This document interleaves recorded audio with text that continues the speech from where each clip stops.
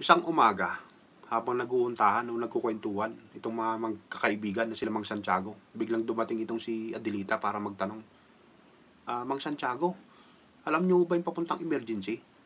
Emergency? Yun pang hospital, ining? Opo, yun po. Nakikita mo ba yung kalye na yan?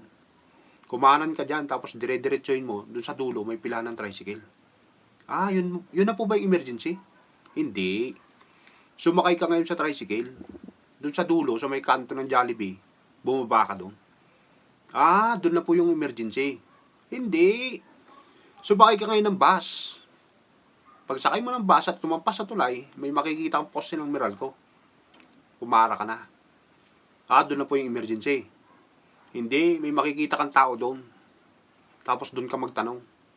Si Mang Santiago naman, nagtatanong naman po ako ng maayos. Pasensya ka na, ining. Hindi ko rin kasi alam eh.